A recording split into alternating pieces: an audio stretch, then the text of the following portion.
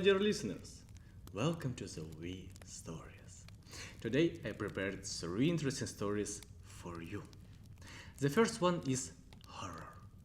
The second one is intrigue. And the third one is detective.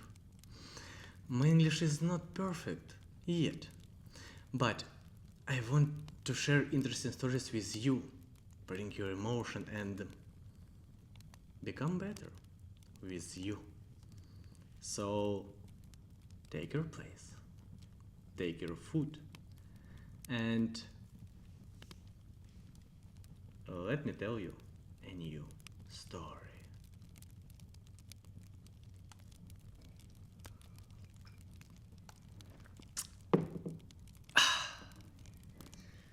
The first story. The boy in the closet.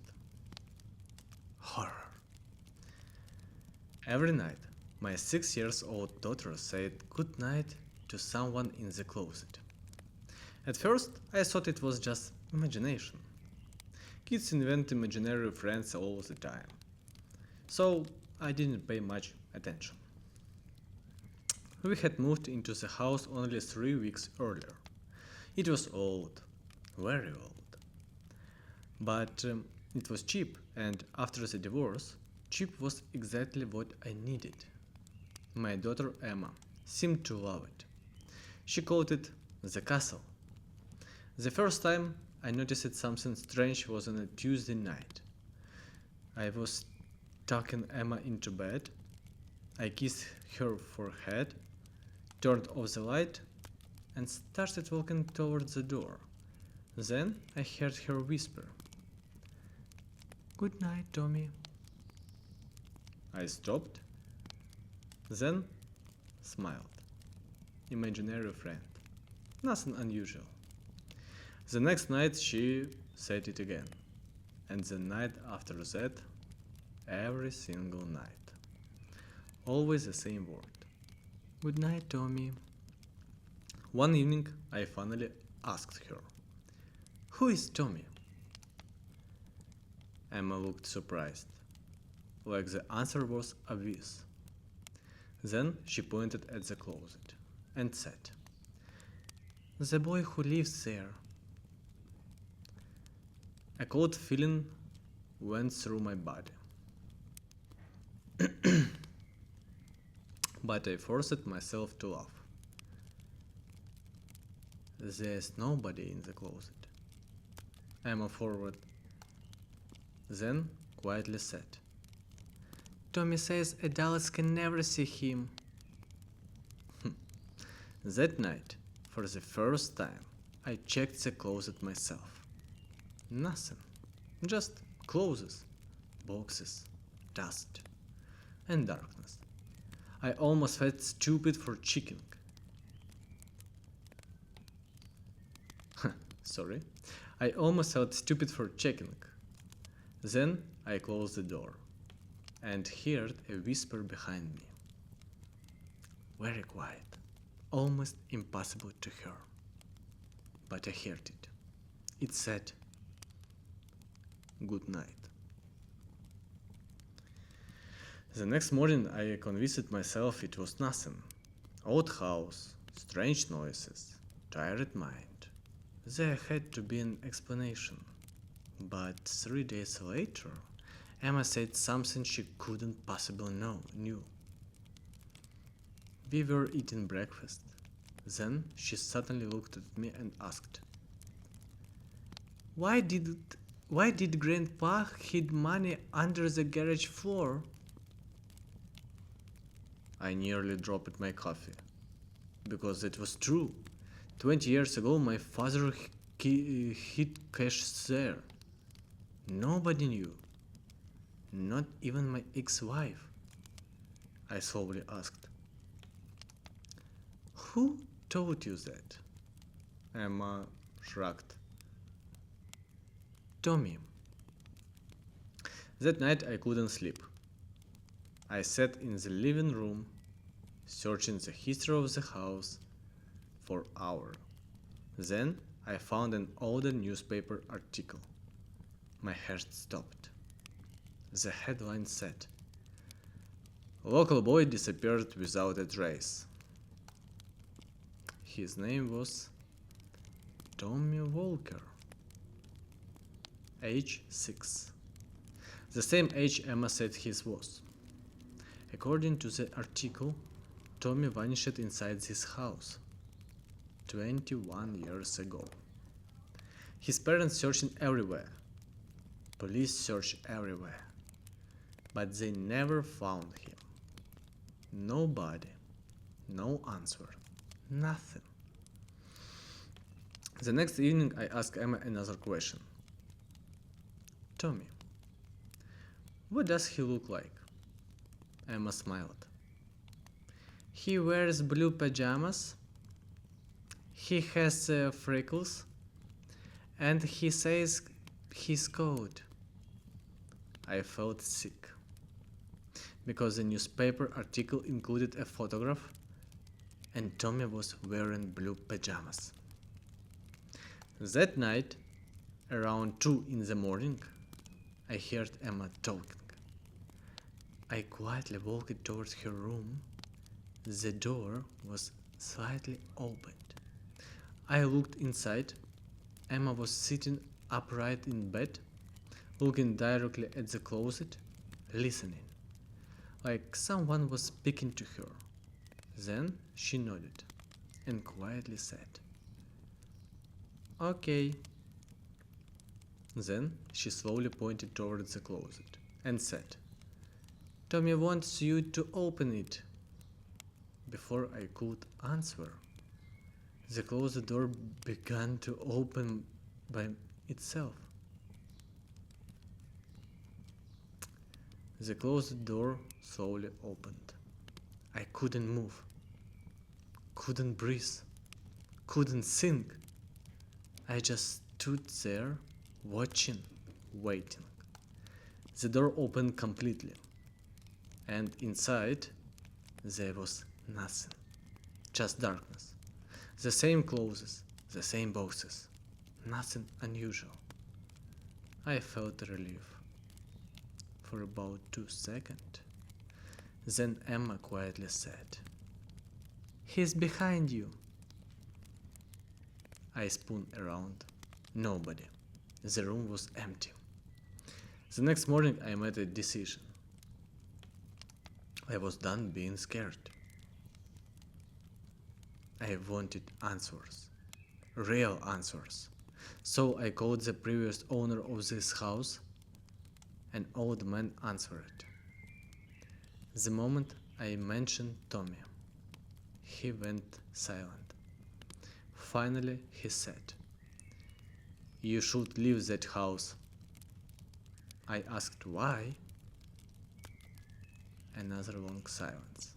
Then he said, "Because Tommy never disappeared." I felt my stomach drop. "What do you mean?" The old man whispered. "They found him." "Where?" The old man answered. "In the walls." That same afternoon, I called a contractor. We opened part of the wall behind Emma's closet, and there we found a small hidden space. My legs nearly gave out because inside were teeny tiny bones, children's bones, and beside them a blue pajamas shirt. The police came. The house became a crime scene. Everyone finally knew what happened to Tommy. His family got answers, and for the first time, Emma stopped talking to him. A week later, everything felt normal again. No whispers, no voices, no Tommy. I thought it was over. Then, one night, I woke up around 3 in the morning. Emma was standing beside my bed, just staring at me. I sat up and asked, "Emma, what's wrong?" She smiled, a very strange smile.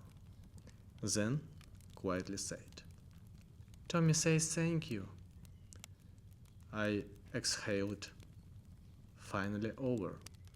Then Emma added, "But he wasn't the one in the closet." What? Emma slowly pointed toward the corner of my bedroom and whispered, "That one is still here."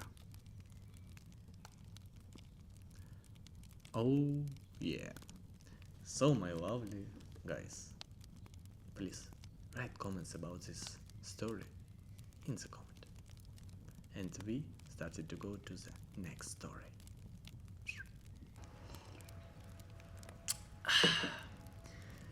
The second story. The second phone. Intrigue. While my wife was taking a shower, I heard the phone ringing. The problem was, it wasn't her phone. At least, not one I knew about. My name is Ryan. I had been married to Sophie for 7 years. We had a good life. No perfect, but good. At least that's what I believed. The phone kept ringing. Once, twice, 3 times. The sound was coming from our bedroom. I walked in, looked around. Nothing. Then I heard it again. Closer this time. I followed the sound to the closet. There was an older storage box on the top shelf. The ringing was coming from inside. My stomach tightened. I opened the box, and there it was. A phone. A phone I had never seen before. The screen lit up. One new message. From a contact name M. The message said, "I miss you already." My heart started pounding. I should have put the phone back. I should have respected her privacy. I'm sorry. But I didn't. I unlocked the phone, and what I found changed everything. Hundreds of messages, photos, voices, notes, videos, months of conversations, maybe a year. Every page made me feel worse. Then I found a photo. A man sitting at a restaurant. His face wasn't visible, but I recognized the watch, because I had bought that watch myself to my best friend, Mark. "No," I whispered. "No, it can't be. It can't be true." Then I heard the bathroom's door opened. Sophie was coming. I quickly locked the phone, put it back in the box, closed the lid, and stepped away, just as she entered the room. She smiled at me. The same smile I had trusted for 7 years. And suddenly, I wasn't sure I knew her at all. That night, I couldn't sleep. Every time I closed my eyes, I saw that message. "I miss you already." And every time I thought about the watch, my stomach turned. Because Mark wasn't just my friend, he was like a brother. The next morning, I decided I needed proof. No guesses, not suspicions, proof. Over the next few days, I started paying attention. Really paying attention. When Sophie left work, who she called, where she went, everything. Then something strange happened. One Friday evening, Sophie told me she was meeting a friend. A few minutes later, Mark texted me, "Busy tonight. Talk tomorrow." My heart sank. For the first time, I followed her.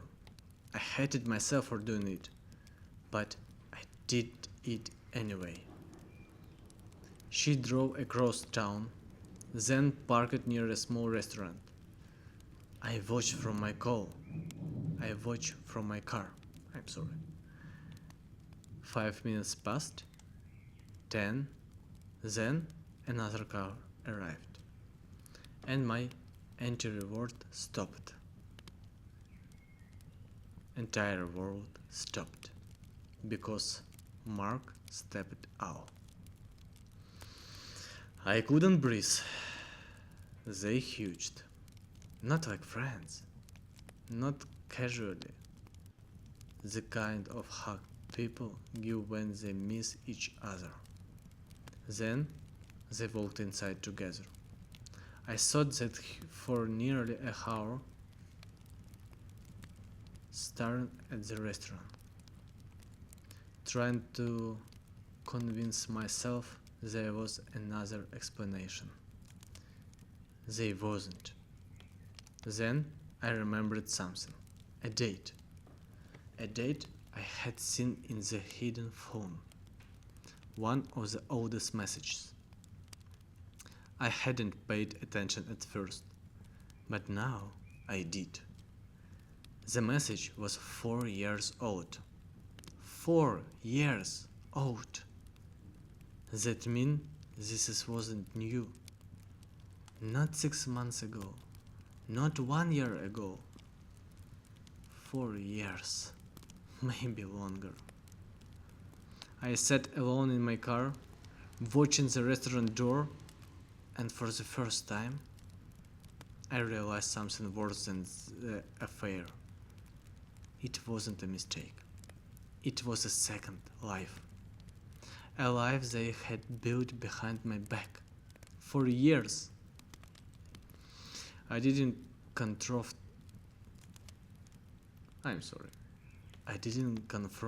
them that night. I wanted to. God knows I wanted to.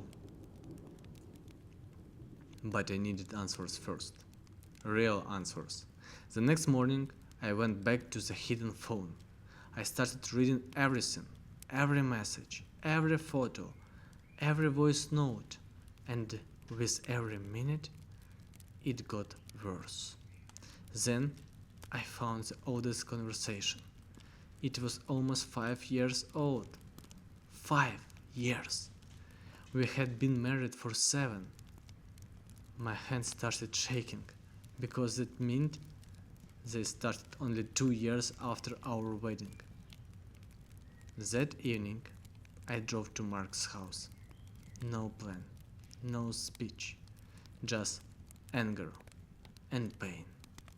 His car was outside, so was Sophie. I already knew, but seeing it hurt differently. I walked to the front door and opened it. It wasn't locked, like they weren't hidden anymore.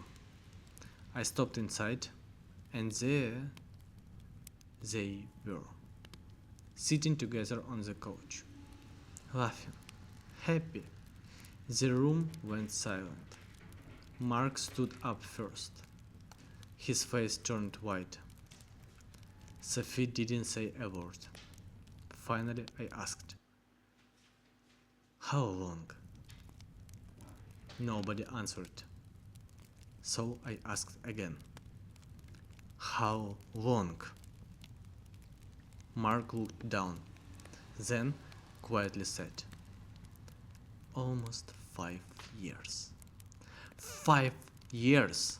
Not 5 days, not 5 months, 5 days.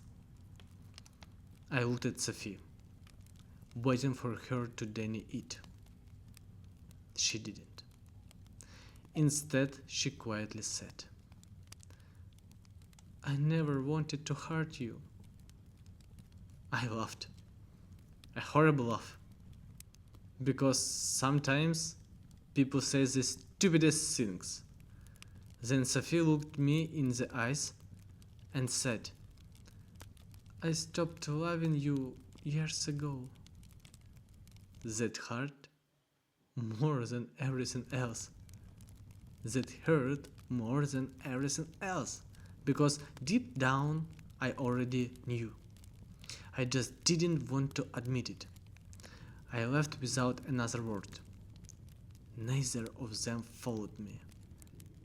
Neither tried to stop me. And somehow, that hurt the most. A few months later, they moved in together. People asked me if I hated them. Maybe I did.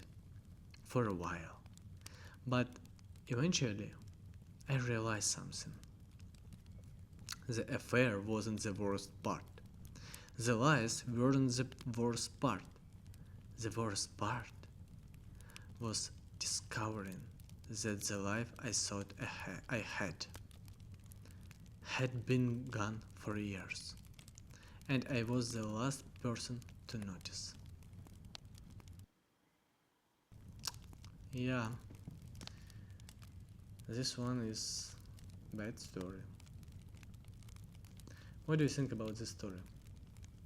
Write in the comments. I am waiting for your reaction.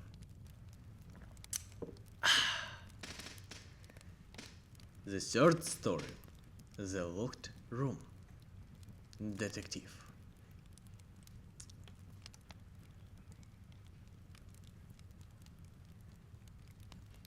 The room was locked from the inside. The windows were closed. The door was locked. And yet, the woman inside was dead. That was the case that landed on my desk on a rainy Monday morning. My name is Alex Morgan. I have been a detective for 12 years, and I learned something a long time ago. When a case looks simple, it usually isn't. The victim's name was Victoria Reed, 29 years old, successful businesswoman, smart, rich, and according to almost everyone who knew her, she had no enemies. I never trust that sentence. Victoria was staying in room 414 of the Grand Crescent Hotel, a luxury hotel downtown. The maid found the body at 9:12 a.m. Victoria was lying on the floor beside the bed. No signs of struggle. No forced entry. Nothing. The first officer on scene thought it was suicide. The medical examiner wasn't sure, and I had it uncertainly. When I entered the room, something immediately felt wrong. The room was spotless. Too spotless. There was a cup of tea on the table, half empty.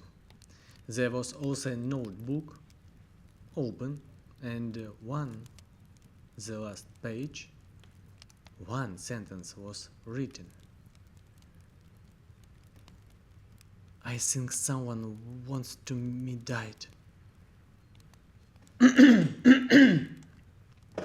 I'm sorry.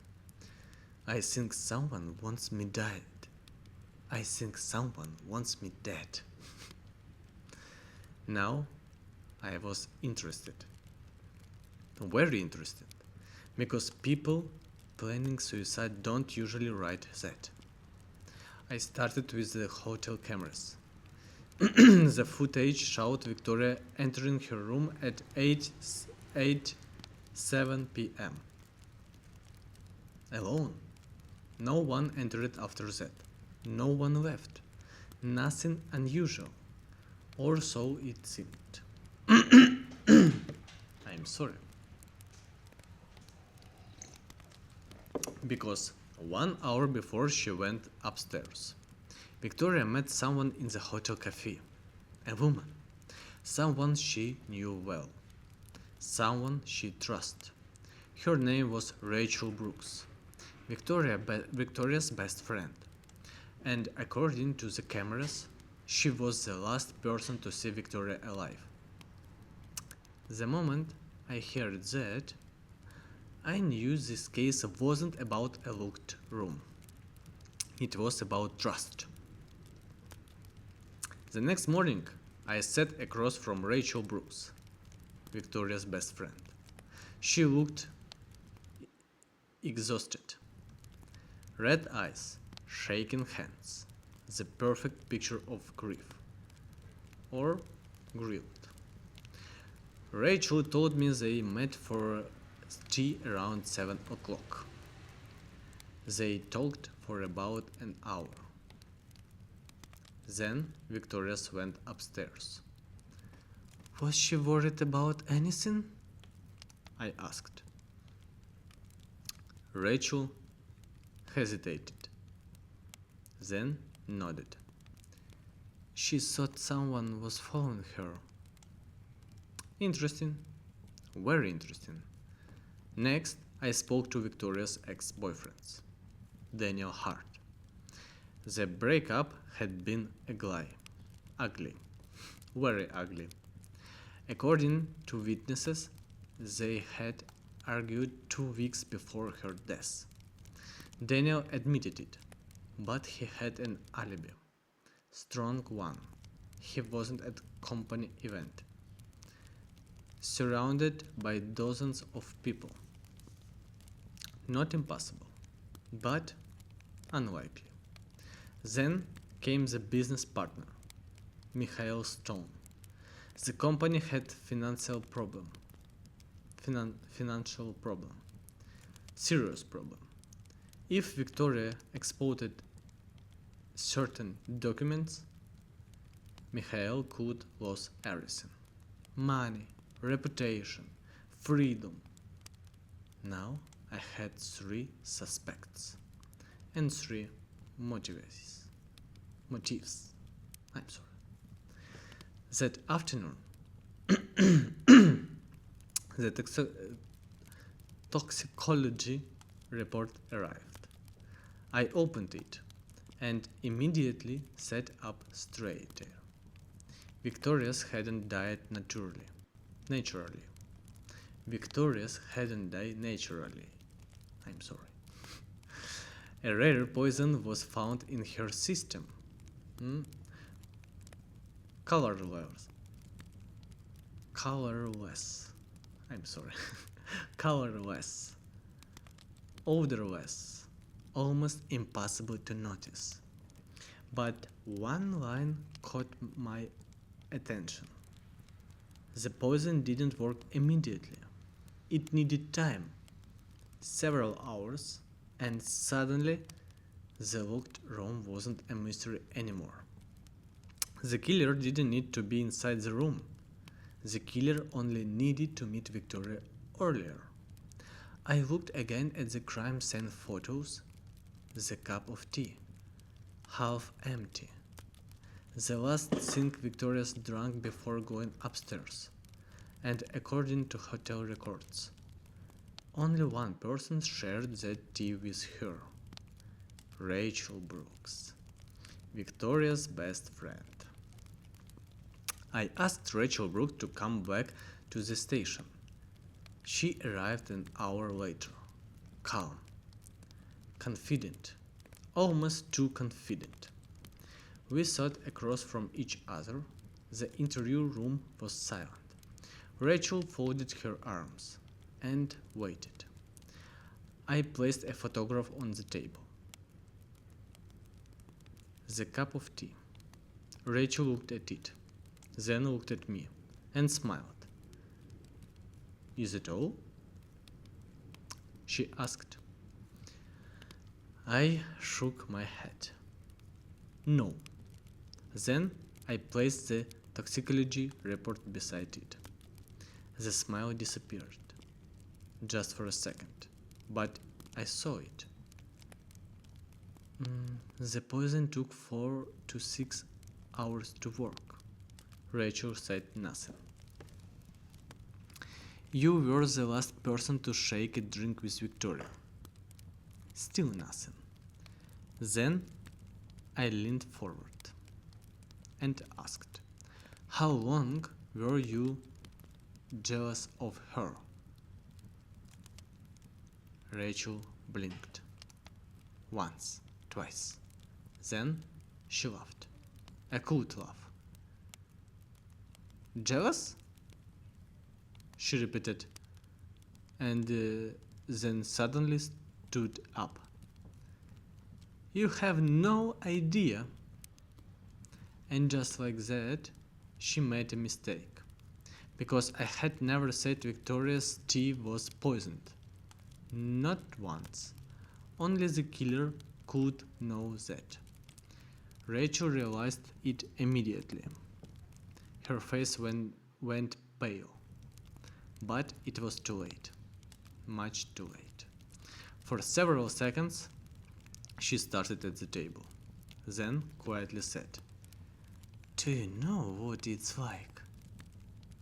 To spend your whole life standing next to someone perfect. She started crying. Real tears. Victoria's got everything.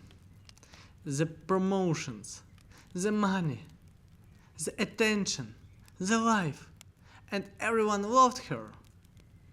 I quietly asked, so you killed her?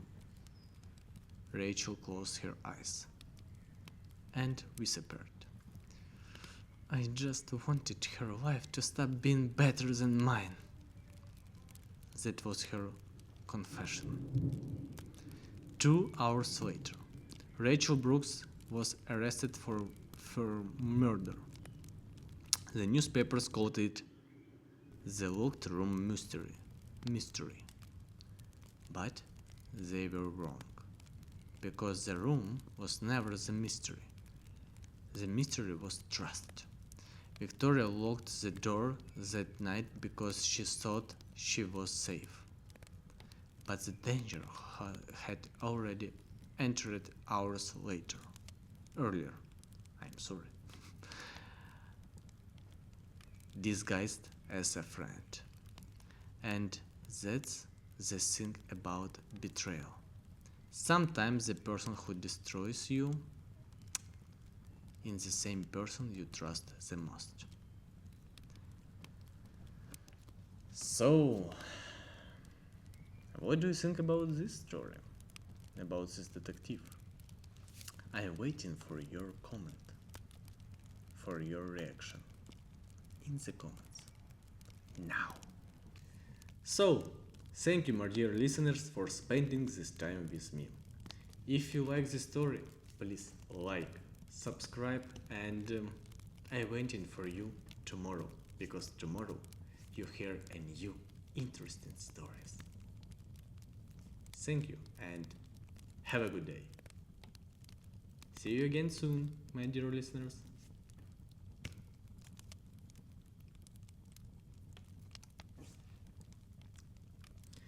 Thank you, my dear listeners. Thank you, my dear listeners, for spending this time with me. If you like these stories, please like, subscribe, write in the comments what do you think about this story, and I'm waiting for you tomorrow, because tomorrow I have new interesting stories for you. So, see you again soon, my dear listeners.